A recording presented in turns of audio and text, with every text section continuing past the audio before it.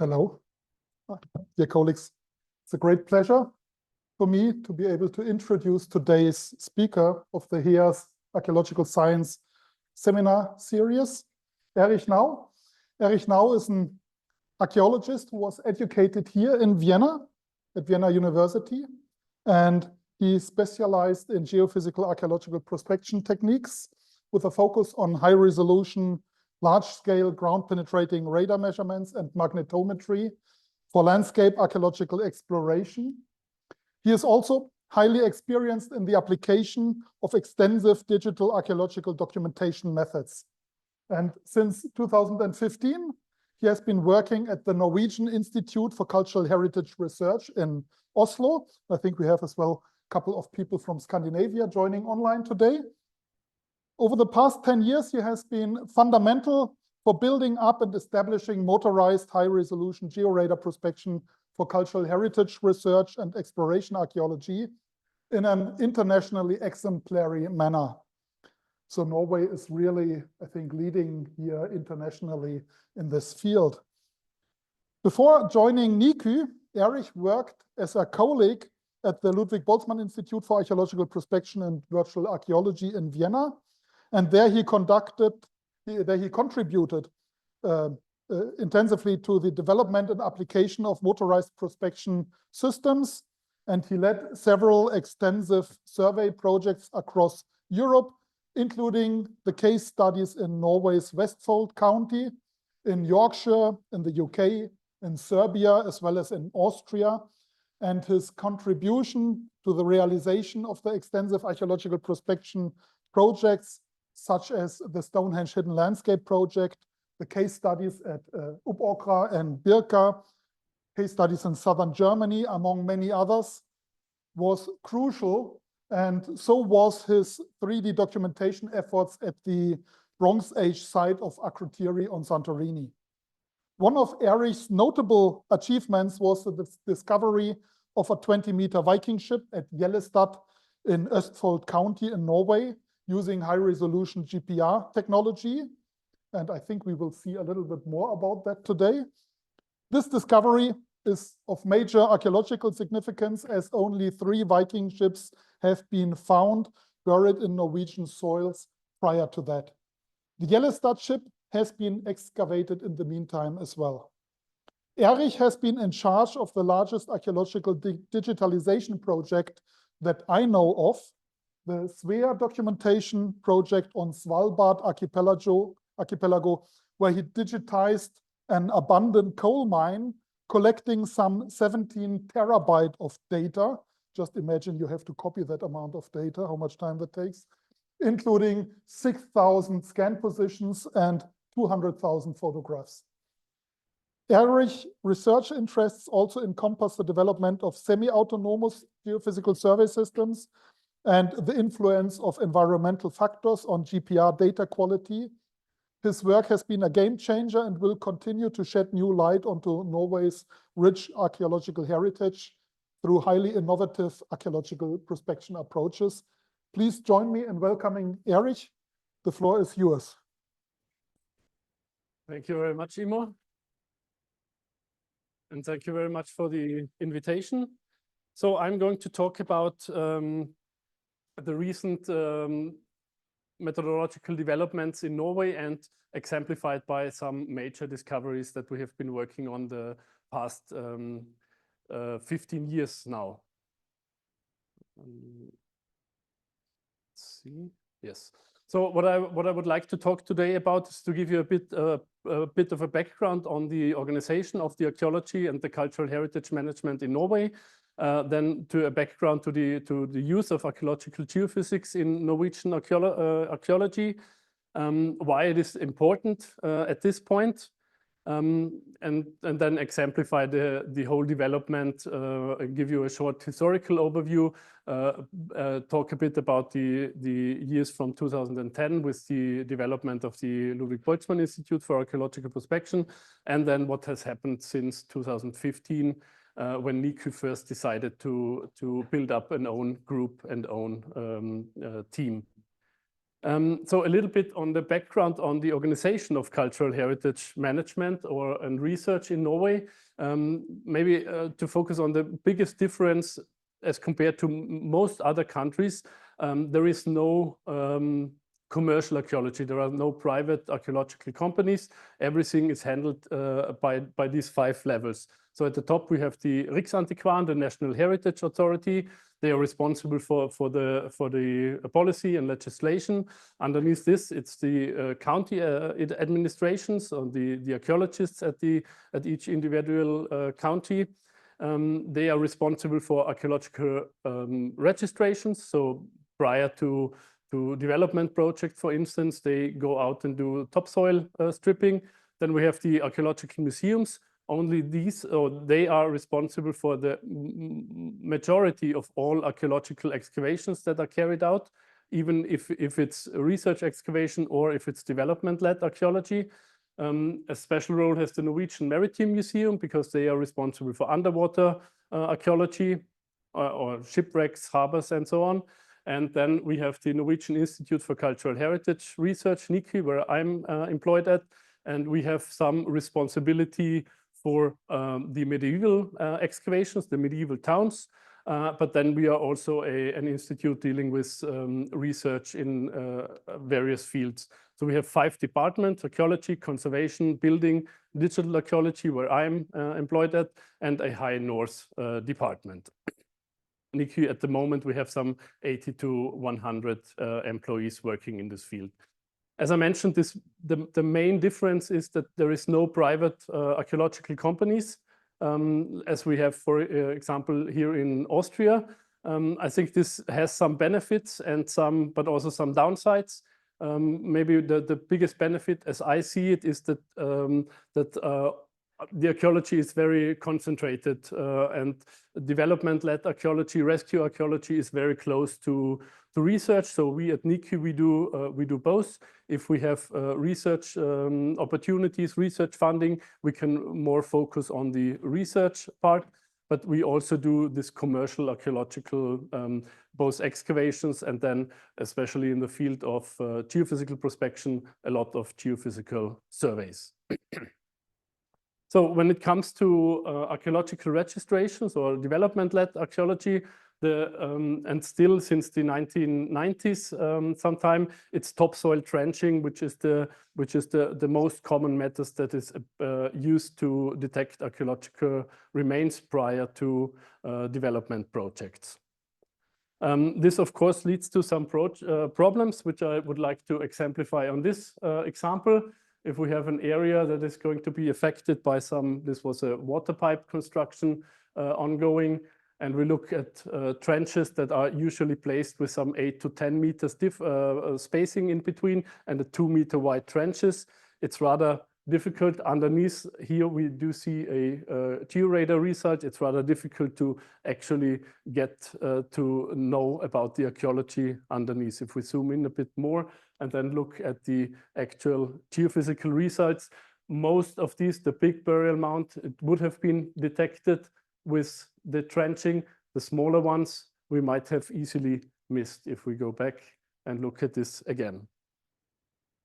Now, another challenge as compared to, let's say, Central Europe is that the archaeology in Norway is rather small scale. We do have very little monumental archaeology. We do not have stone buildings up to the medieval time, some time.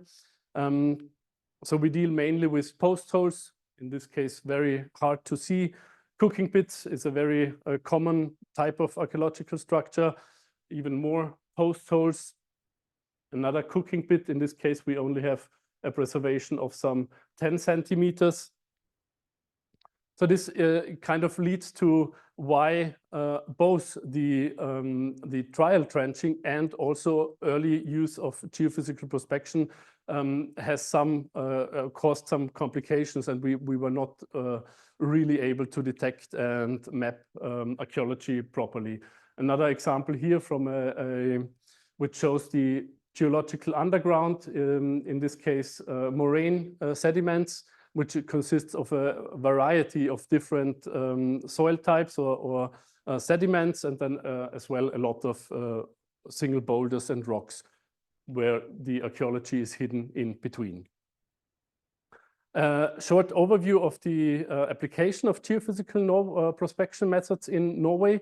We have some initial applications since the 1960s already, but there is no real continuation of research. It was usually people from some institutes that had some geophysical equipment available, doing some small scale research, but there is no real continuation in this research and no concrete effort to actually develop this in Norwegian archaeology.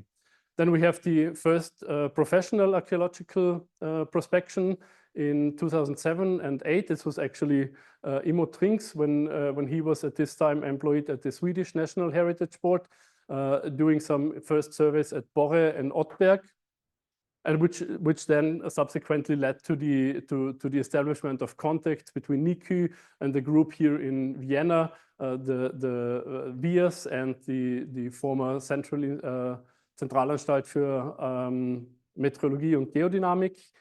And then when the Ludwig Boltzmann Institute was established, NICU, both NICU and the Vestfold County Administration became full partners in this Ludwig Boltzmann Institute. I will talk about this early years with the case study Vestfold a bit later. Then from 2015 on, NICU actually decided, based on this very successful approach in Vestfold, to invest in own equipment and to build up an own team in Norway directly. And this is when in 2015 I also moved to Norway and started the job at NICU. Since then we have quite many further institutes developing or investing into equipment. It's the NTNU in the University of Trondheim. Then we have the Vestfold County Administration that uses own equipment, the Archaeological Museum at the University of Stavanger, and as well as recently the Møre and Romsdal County Administration that also started using their own equipment and educating people in this field. Now, as a first start, the case study Vestfold carried out by the LBI ArcPro in collaboration with the partners in Norway. The main aim was to first test and apply different methods in Norwegian archaeology, map key archaeological sites and their hinterland, try to capture a variety of archaeological structures, and ideally to allow for a comprehensive evaluation of the different methods and their suitability both for archaeological research and heritage management in Norway. A major point as well is to test and adapt the methodologies for use in under Norwegian conditions, which can vary quite a bit from Central Europe. So to the Vestfold case study, it was focused on three main sites. It's the Kaupang-Tøllingvollen area, Gokstad area, and then Oseberg and Borre a bit further north. I will briefly show some of these first examples. These sites are mostly known for Kaupang, one of the earliest Viking Age town or harbor trading settlements. Then Gokstad and Oseberg with the famous ship findings, and Borre with the royal Viking royal burial site. Within this case study, we could survey some 4 square kilometers in total. In these initial years, we did use a variety of equipment, both GPR, the first GPR systems, motorized GPR systems, and magnetometry. And as I mentioned earlier, it was quite a bit of testing and developing already in preparation, but then also during the fieldwork, leading to some shielding examples to avoid the influence of the GPR to the GPS system. Also some nice tests with GPR on snow. In Norway, we can have some 4 to 5 months of snow cover during the winter period. So we are kind of limited when it comes to the fieldwork period as compared to Austria, for instance. It can be very wet, especially the autumn from October on. It can be extremely wet, actually, leading to problems like this. this happened very regularly, and it's still happening because you always try to push and go as far as you possibly can to collect the data. As I mentioned, in the first years, we usually used both methods, GPR and magnetometry, to survey the same sites, the same areas with both methods. And we quickly came to the realization, actually, that we have, in order to successfully apply geophysics in Norway, we have to focus on GPR. I would like to exemplify on a few examples. The cooking pit site at Lunde, which actually shows quite many of those cooking pits. If we switch to the GPR, we clearly see the difference here. Oops, sorry. Which is that in the magnetometry, we have a lot of more different anomalies. Also, we see influence of shallow bedrock, which in Norway is usually a granite type of bedrock, at least in the southern part of Norway. Yeah, looking at the GPR data, for instance, we have a much clearer image of the actual number of cooking pits, as in this case. Another example, the shallow bedrock. In this case, this is the main settlement area of the Viking Age harbor settlement at Kaupang, and the shallow bedrock has such a high magnetic influence that it's basically impossible to see the underlying archaeology.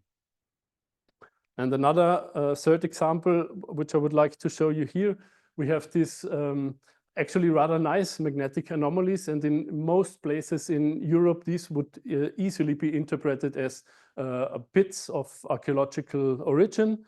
If we go a bit closer into here, we excavated part of it, and every one of these anomalies can be attributed to one of these bigger rocks.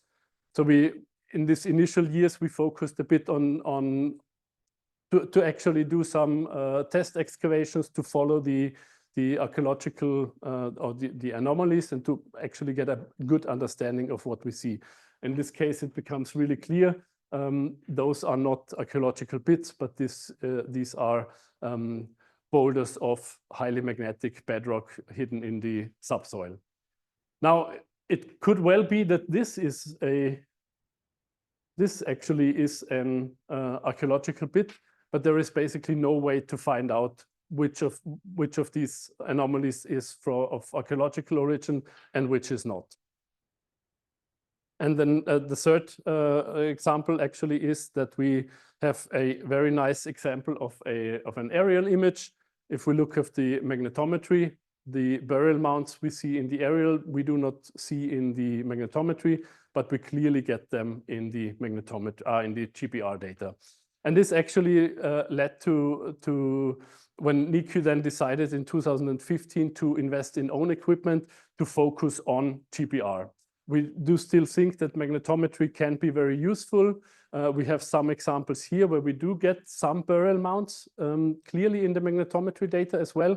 But in this case, we do not see we do see the burial mound because there is a big stone cairn in the center. So we do see the magnetic anomalies created by the magnetic bedrock again.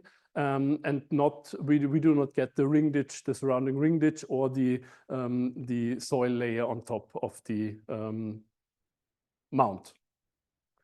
So as I said, when we first started at NICU, we fully focused on GPR, motorized GPR.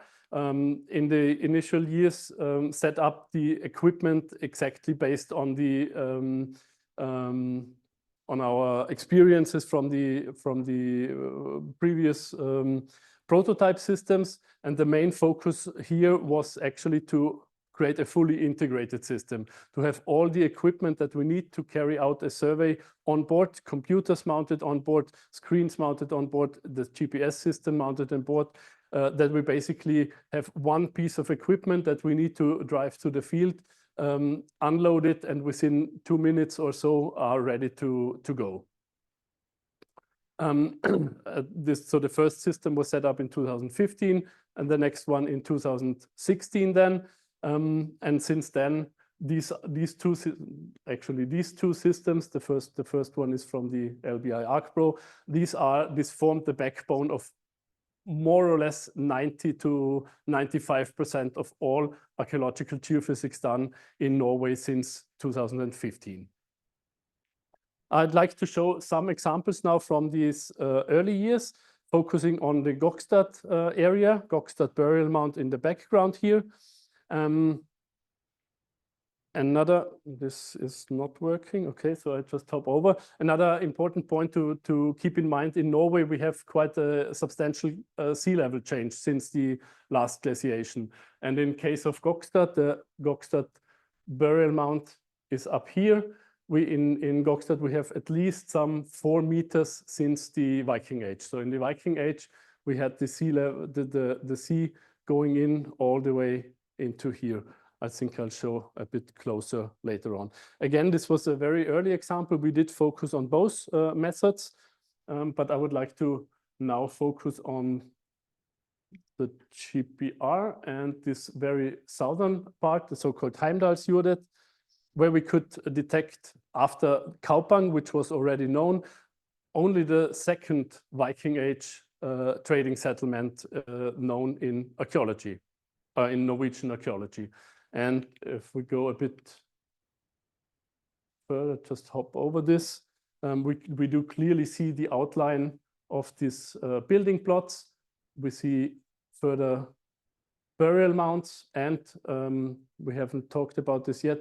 What we do have in Norway everywhere, this is a very dense pattern of drainage pipes, modern drainage pipes.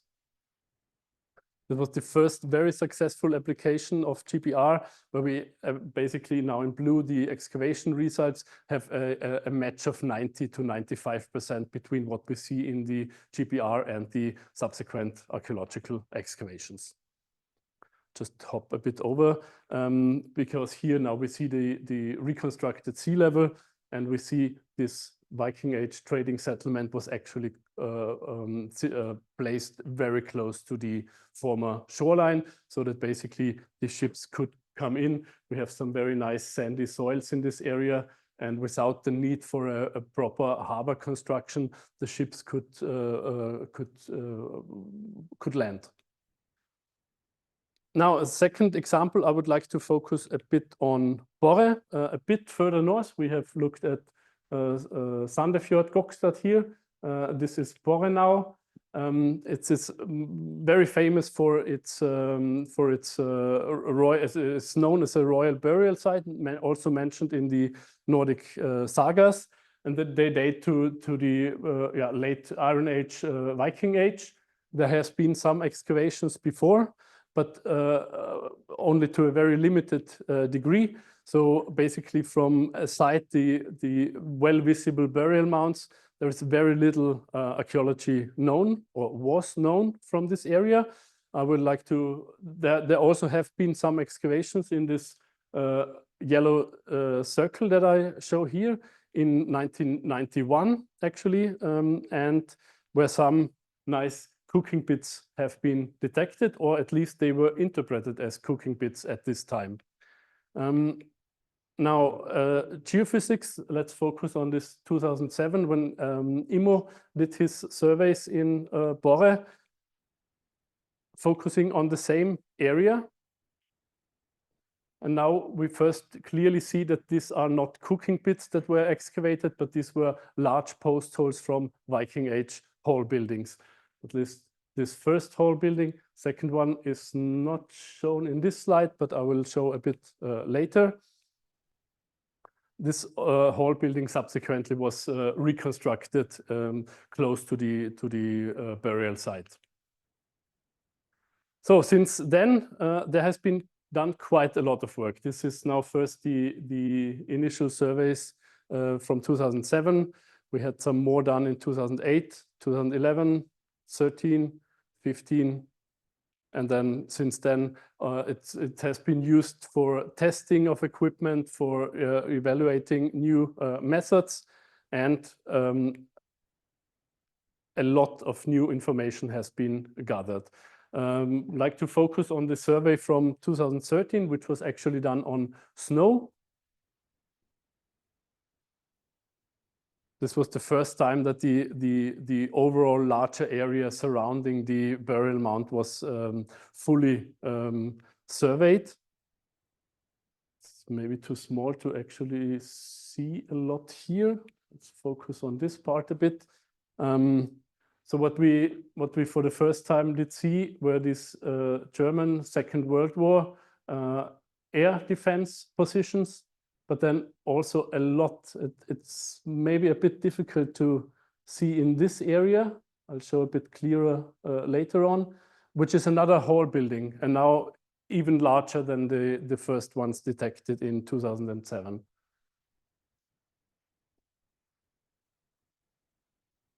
So this is again the first hall buildings in this data set, which were initially we interpreted those as being one hall building with a very dense spacing between the post holes.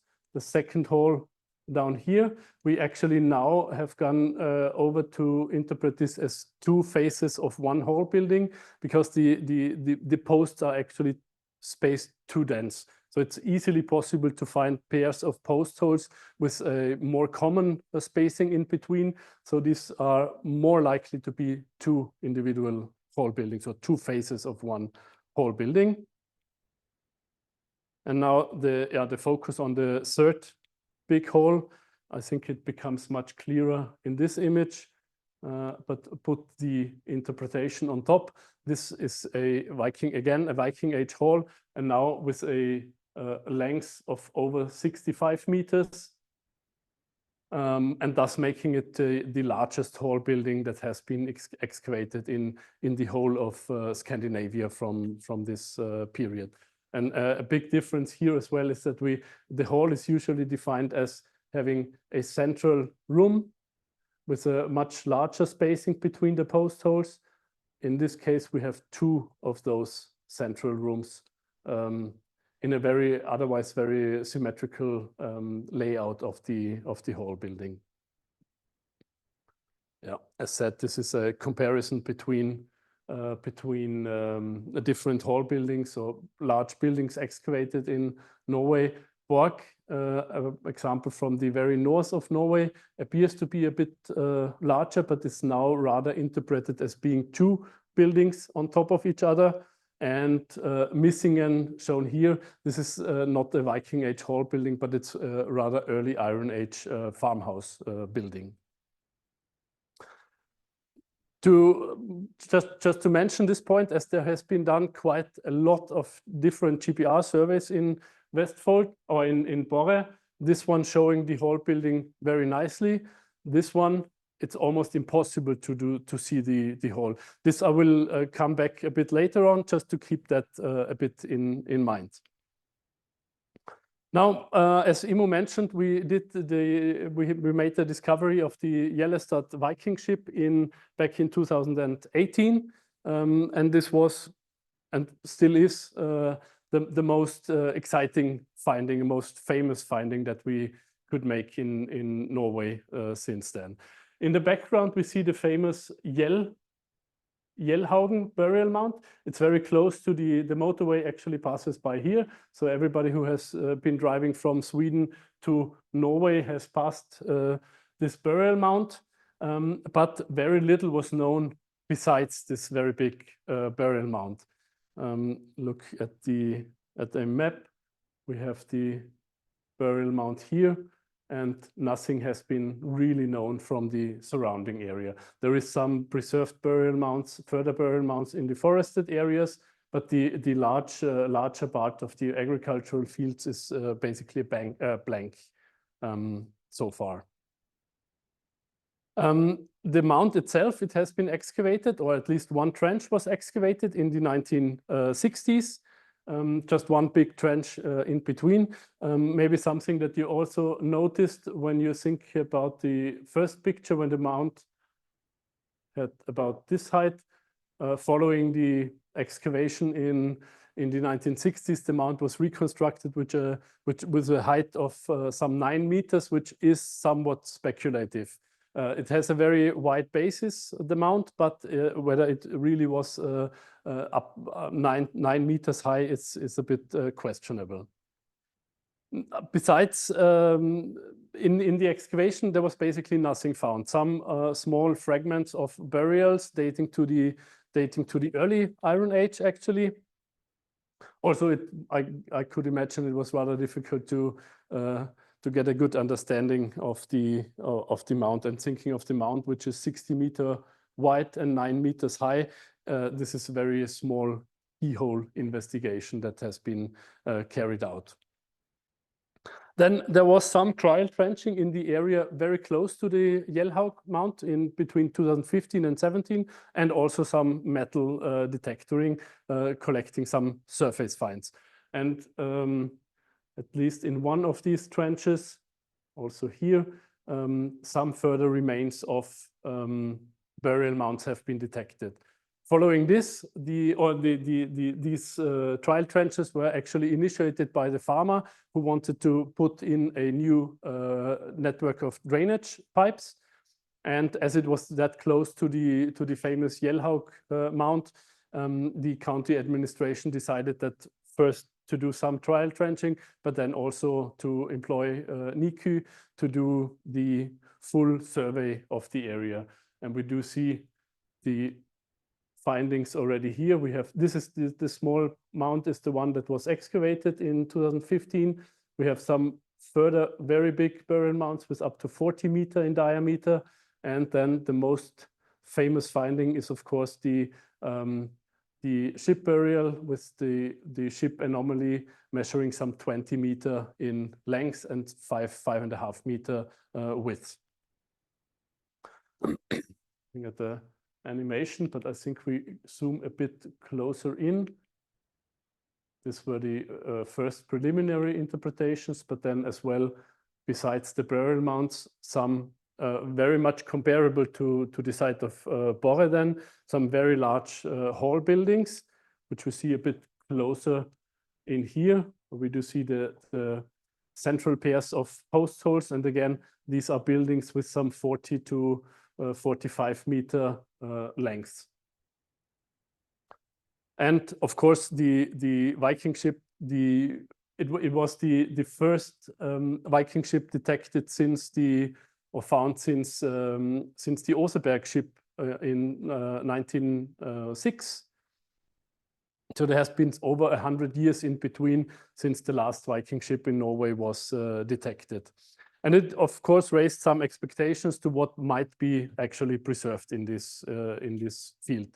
Now, today, or at the time of the survey, the field was flat.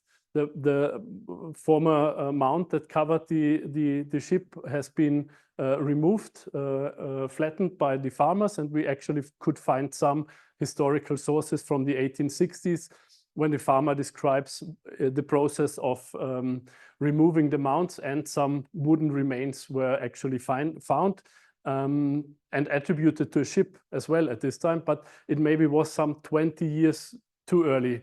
In 1880, when the next ship was found in the Gokstad burial, the archaeology itself was established well enough so that archaeologists took care of these finds. In 1860, it was a bit too early for that. Now, in 2018, when we did the survey, the full survey, you see it was a very bone dry autumn. It was in late August, and it hasn't rained almost. It has rained almost none since May, and it was exceptionally dry that summer. Because we initially tried to do the survey in April of this year already, when it was extremely wet, and we couldn't get the survey done. This is the full coverage from from the autumn, and this is the coverage that we could achieve in the spring. So we already knew more or less what we are going to find, because most of the ship burial already was present in the data. And now we can compare these two data sets, which is kind of interesting, or was very important for these preliminary interpretations. Let's go step by step. In the very top part, just beneath the plow soil, we do see we have a much clearer contrast in the data that were collected under dry conditions. We almost not see the ship anomaly in the April data. Go a bit further down. This continues quite a bit, that we have clearly the data from August much better.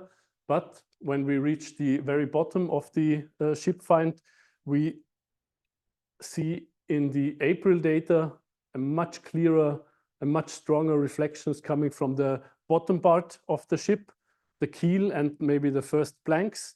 And in the autumn data, when it was all dried out, maybe down to a meter or even more, we do not see this. So this actually raised the expectations that we do have quite a bit of preserved wooden material in the Viking ship. Now, when we are at the very lowest part, in the autumn data, nothing at all. And in the spring data, we still see this anomaly attributed to the keel of the ship. And this kind of led to the interpretation whether we may have something like the Thune Viking ship preserved in this mount, or if it's rather something like the Sutton Hoo ship from England, as the autumn data suggested. Now, the excavation was carried out by the Archaeology Museum of the University of Oslo in the subsequent years from 2020 and 21. And at least in the top part, the anomaly fits very well, size and shape. And then going further down, this is now almost at the bottom, but still the more or less the imprint. So the very last remains of the former wooden structure, the individual planks are still here. These small dots that you can see here are all caused by the boat nails. Over 2,000 small, rather large boat nails have been excavated. And going even further down, in this northern part of the ship, the keel structure, as suggested in the autumn data, was very much visible. In the southern part, this was also preserved as a solid block of wood, but this was actually the only wood that really survived until today. Most likely since 1860, when the covering mount was removed, the ship got more and more exposed to air, and then the decay actually started. And in 150 years, almost all of the wood did disappear. Since then, NICU had quite large research projects focusing on Yellowstad, not too much on the mount and the area with the ship finding, but surveying some 2 square kilometers around the ship finding. I won't talk too much about the research. We had some expectations to have maybe some further settlement structures along the former coastline, as indicated by some metal detecting finds, but it did not really show up in GPR, but plenty of more burial mounds in the hinterland, as well as settlement structures, farmsteads in the hinterland. Since then, we had some focus or tried to find Viking ships. Actually, in our data, it is the most sensational find that one can have in Norway. We have one example from the island of Edøy on the west coast, on the Norwegian west coast, where we have similar structure in the GPR data. As compared to Yellowstad, it's still not as clear as the Yellowstad finding was. And we have quite many possibilities of where these are some anomalies in the center of burial mounds, where we do think that these could be further ship or boat burials. None of these has been excavated or tested since then. So this is it remains a bit unclear at the moment. But as compared to Yellowstad, which is for sure the one, there was no doubt about what we see in the data. All the others, they are a bit more questionable and need some further research to actually answer this. Now, a little bit of, as I mentioned in the beginning, we work very close, or NICU is very close, both in research and commercial archaeology, to show some example from large-scale infrastructure projects, because this is the development that has been done in Norway since 2015, that we actually do not focus too much on archaeological research with the geophysics, but are also heavily employed in large-scale registration projects, like this example, the new intercity project, which is now it's actually the train is already going, but a large stretch throughout Vestfold was surveyed with motorized GPR. So a total of a little over 1 square kilometer in one individual development project, and 1 square kilometer carried out within just over a year. And then, as compared to the nice examples that I showed so far, these are very often very large areas that are surveyed, and they do not show a lot of archaeology. Now, from this project with over 1 square kilometer, I would like to focus on this dot here in the very northern part, where we do actually get some, let's look at this animation, where we do have the layout of one Iron Age building, which was subsequently also excavated. Interesting in this case, we could clearly show that we have archaeological remains in the two forested areas, forested until the 1960s, and the area that we in between that has been plowed for a much longer period has not. We can't say for sure if there was archaeology at some point, but it gives an idea on the effect of plowing on the preservation of archaeological remains. These are the excavation results from this house. And talking to the archaeologists who did the archaeological registration in the field, they more or less mentioned that this house would not have been possible to detect using only trial trenching. This is the trench maybe half an hour after it was first opened. A second example from this intercity project, focusing on this pit structure down here, which was also subsequently excavated. Again, this is a structure that the archaeologists were very clear in the field they would not have, or most likely not have, registered as an archaeological remain. It is very large. It has some 10 meters in diameter, and just opening one trench with 1.5 or 2 meters right on top of it, it had a very, very slight color change in the surface, and it was actually first clear when they dug down to a meter depth that this actually was an archaeological structure. So the GPR, or geophysics in general, has it has led additionally to the detection of archaeological remains that were previously unknown. This has been now interpreted as a large processing pit for hemp, where hemp was put in water for a period of 4 to 6 weeks after harvesting to actually make it usable later on. And this is a type of archaeology that has been excavated once in Norway before, but it must have been a very important, at least from the Viking Age on, a very important type of archaeological structure, as you need the hemp or the hemp processing for the creation of ropes for sailing and so on.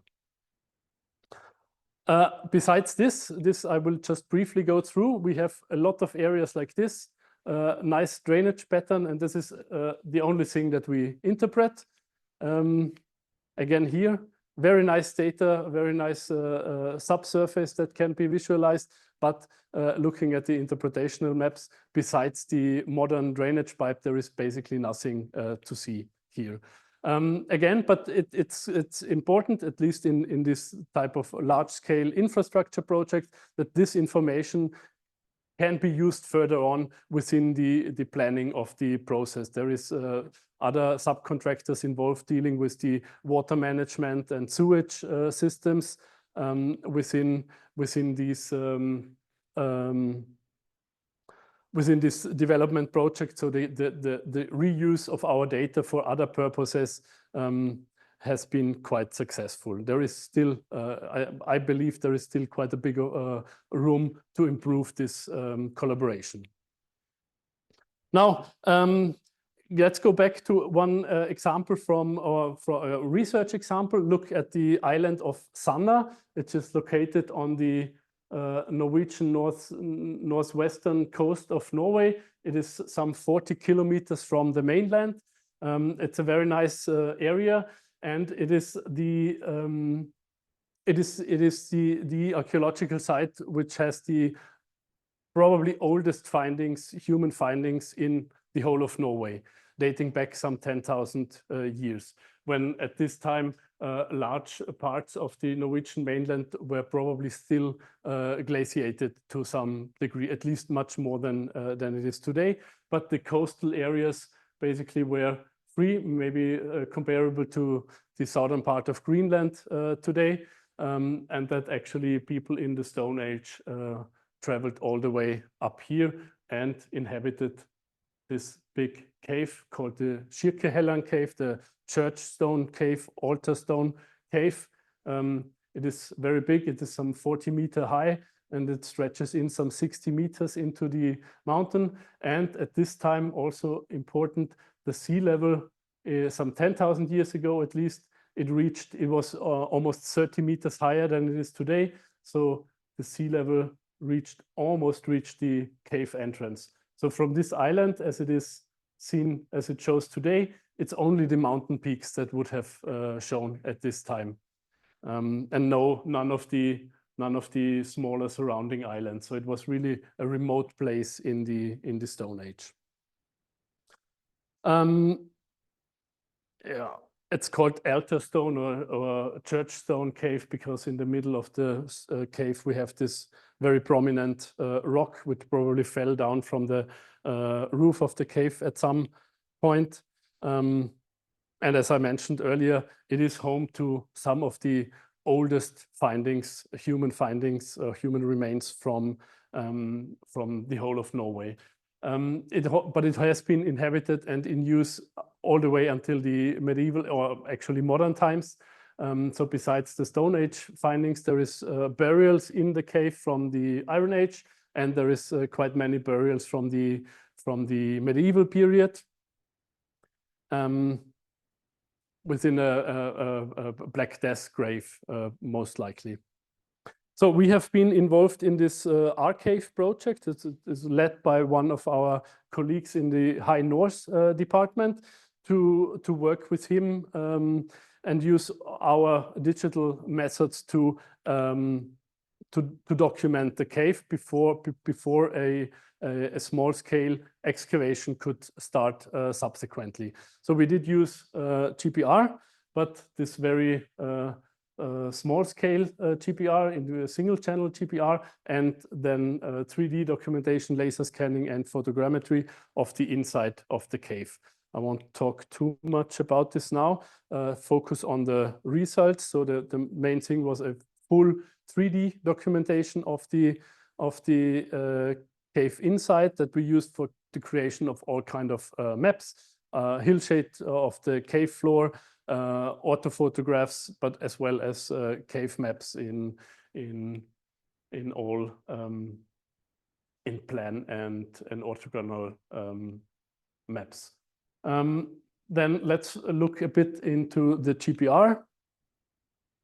The focus here was to survey all accessible areas of the cave floor. It's not so easy because here we see this area looks nice, but the rest of the cave floor is covered in big boulders, so it was not really possible to do GPR here.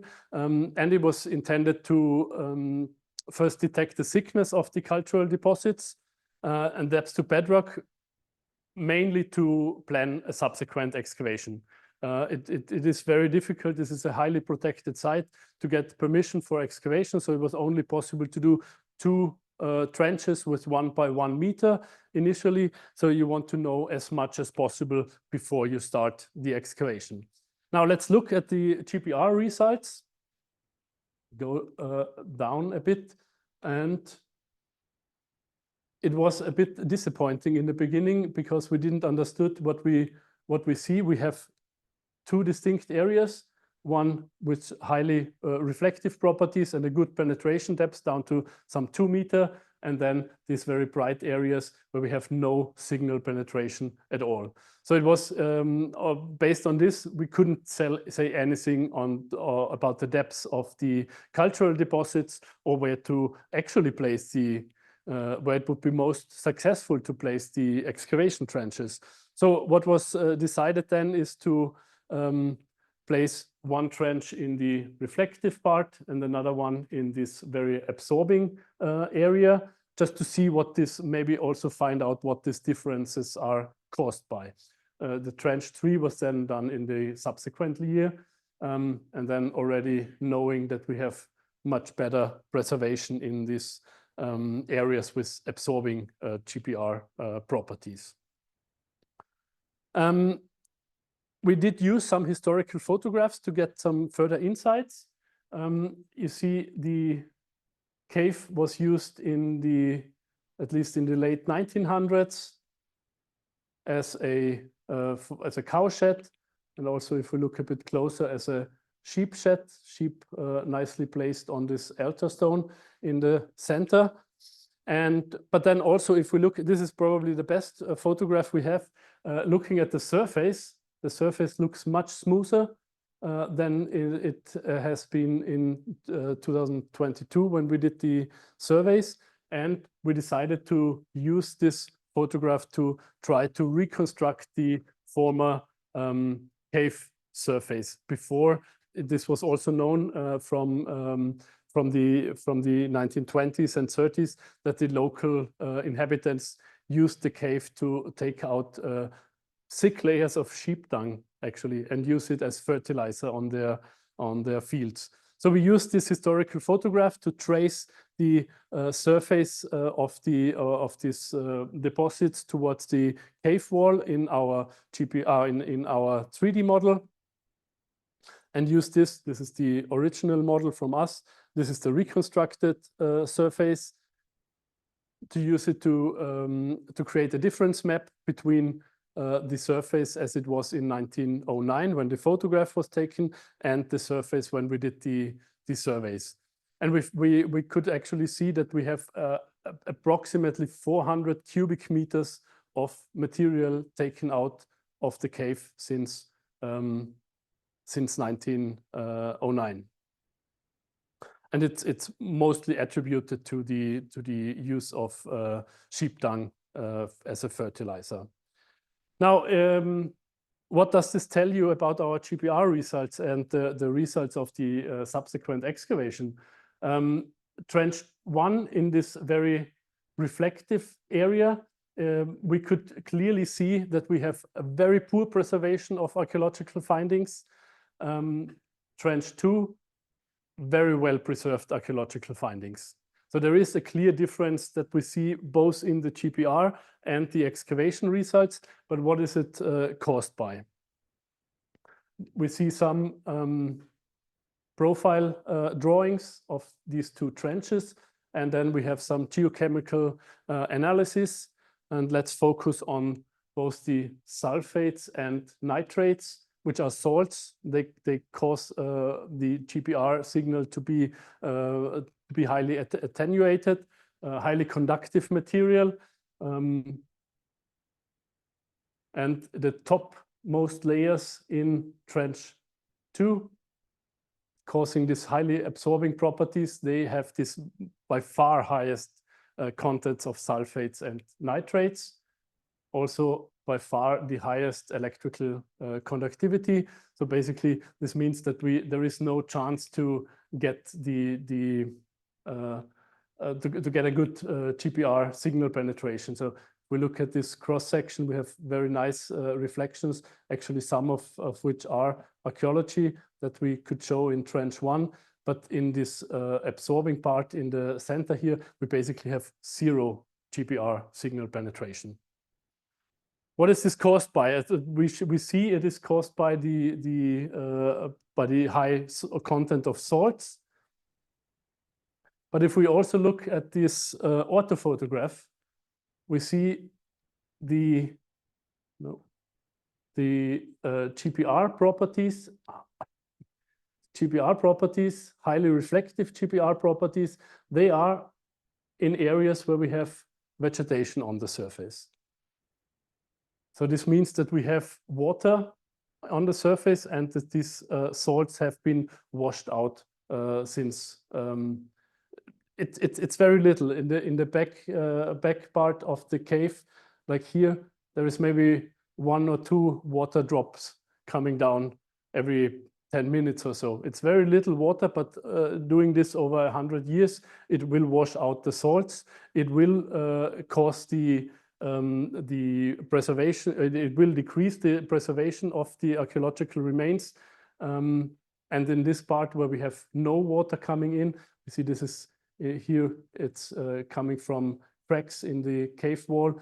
In the area where we have no water coming in, basically very dry area, still the salts present, we have the best archaeological preservation down to 2-meter depths of cultural deposits here. So what we learned from this sheep dung, and it's caused by the sheep dung. It's in the topmost layers. The salts come from the sheep dung. So we think that sheep dung in at least such cases is a bit underestimated as an archaeological source. But also the results from this project in general, they were highly useful for the subsequent excavation, planning of the next year's excavation. And also it highlights the importance of such interdisciplinary work in such special cases. Okay, almost out of time. I will briefly talk a bit about these environmental factors in cultural heritage management. I have shown the example from Yellowstad, where we see a clear difference in the clarity of the GPR results with data taken at 2 different times, and also from Borre, where we in one case do see the Viking Age hall building, and in the next case we do not see the Viking Age hall at all. So we initiated a project together with, it was actually initiated by the Vestfold County Administration and NICU as a partner to investigate this the influence of the environmental factors. What did we do? Selected 4 test areas throughout Vestfold. They should be representative in type of soil type, and they should be representative in type of archaeological features. We installed some ground sensors measuring in situ properties, the water content, the electrical conductivity. And we had a monitoring period of 1.5 years approximately, going out more or less every month under all kind of different conditions, and doing repeated GPR surveys only on a small scale fields, and then try to analyze these data sets. We ended up with 127 individual GPR data sets, so it's a huge amount of data, and it's still not fully explored. I will just show some examples. This is from the site of Gokstad. We have seen the Viking Age trading settlements earlier. This is the best result. Now I'm actually not sure what time this was, May. And this is the worst result, which was done in February. And we again see the difference between these 2 data sets. So this is important knowledge to have especially if we want to use GPR for cultural heritage management, for archaeological registrations, we need to know at what time we can go out, at what time it's more or less useless to do our surveys, and or at least have this information available if we deal with interpretations later on. We cannot always, especially in development-led archaeology, large-scale infrastructure projects, we cannot choose or wait until we have the correct conditions to do the survey, but we can have this information available to assess the data at the later stage as well. And the second example from the site of Ottberg, and again, we have examples, very good data, clearly visible burial mounds, and the worst data showing nothing at all. We would not have been able to detect the burial mounds under such conditions. Now, I'm not sure which conditions these actually are. I know for sure from the example from Gokstad, this very worst example has been collected on snow, where snow has this effect that we either can have excellent conditions if the snow is hard frozen, not too thick of a snow layer. In this case, it was fresh fallen snow, and it was slightly above zero. So we had some water in the snow layer. It was not fully frozen all the way through, and we basically do not get the GPR energy into the soil under these conditions. So for the analysis of these data sets, we started to develop our own custom software. It was called Schlitzi Plus at this time, integrating the GPR data, raw data, process data, and as well as the environmental data, so that we have with one click available. It's the environmental data. It's a total of 22 sensors measuring every 15 minutes. You don't want to look for the correct data for this site in this very big Excel file. So we tried to connect all this information.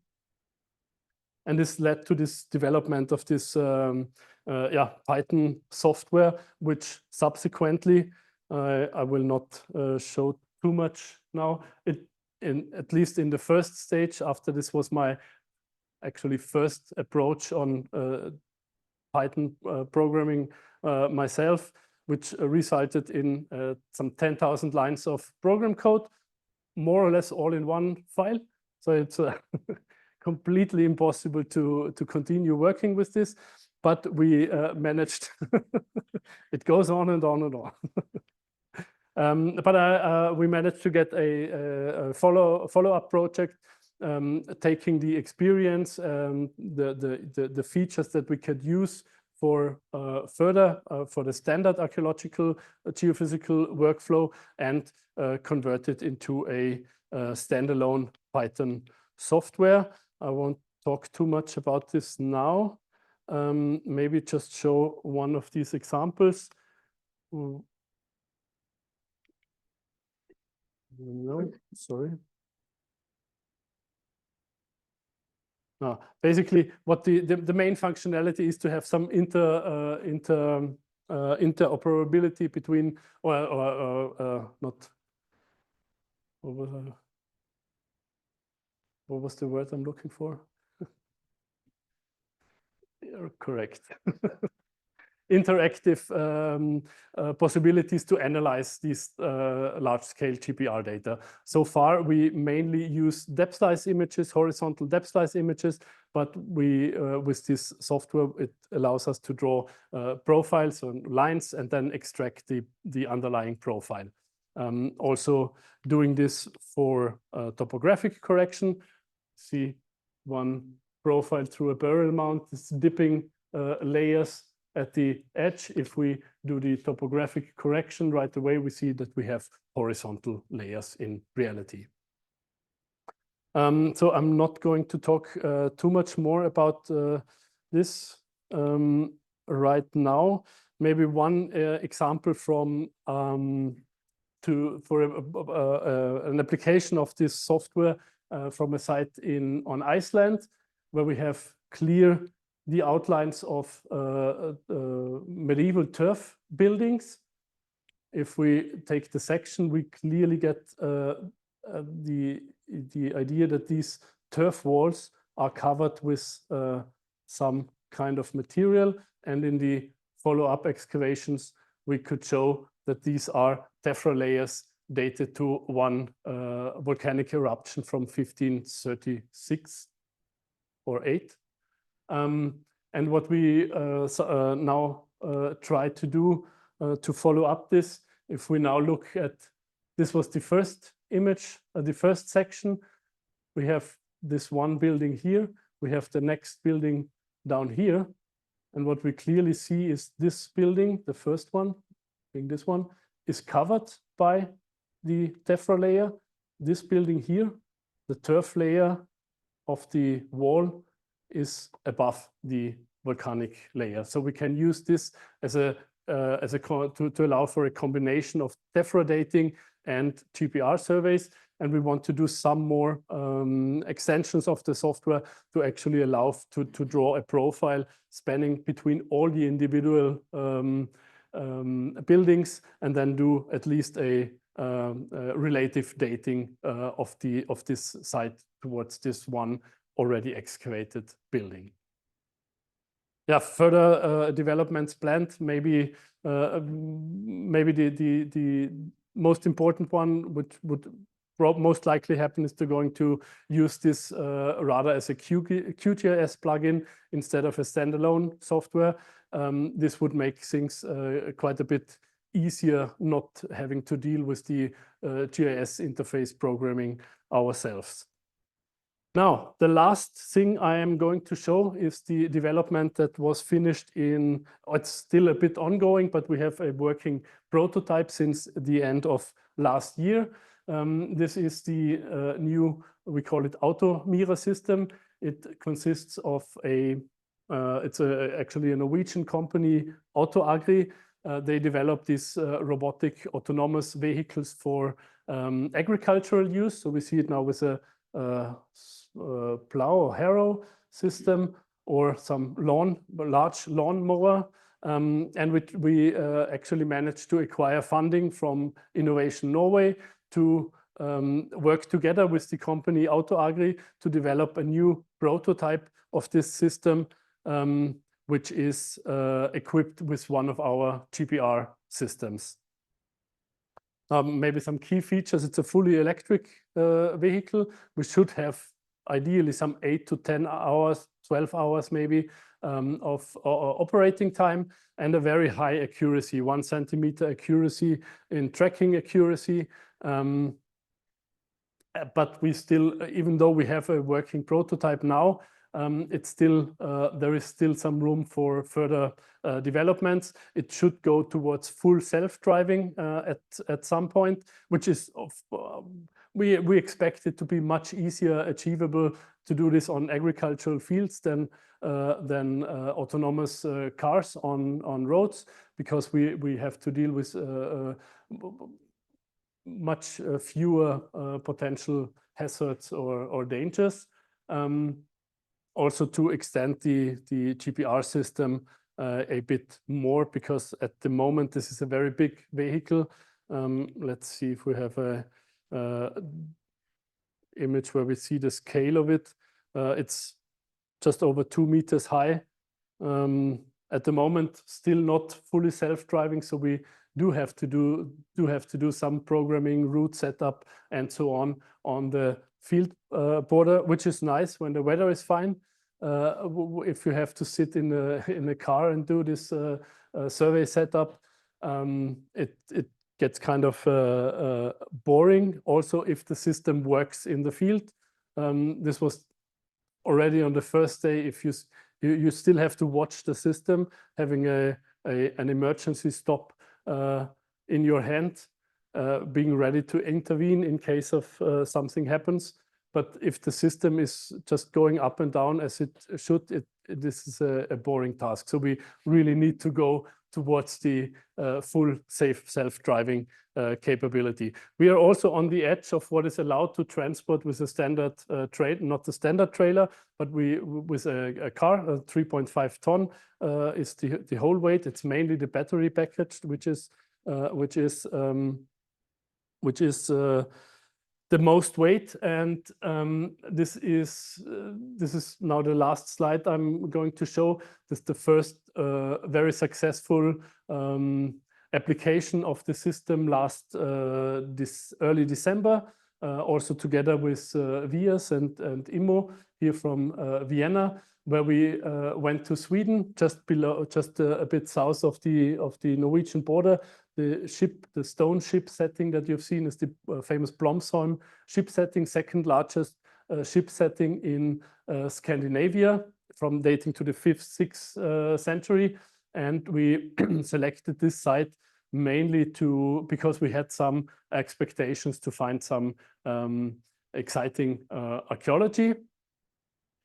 We do see, we'll show the result data soon. We do see quite a lot of archaeology, but the most important finding is actually this long linear structure stretching all the way, also passing by the stone ship.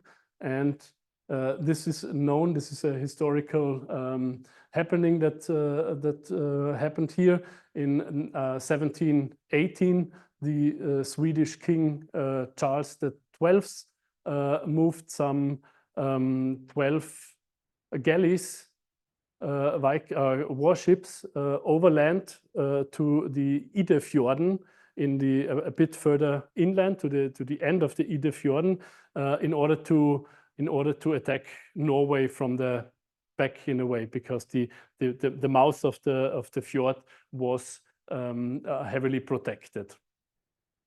And these long linear structures are actually the remains of the trackway galley this galley road that they constructed to transport these ships over some 20 kilometers in total overland, and they passed by the famous Blomsholm ship setting right aside.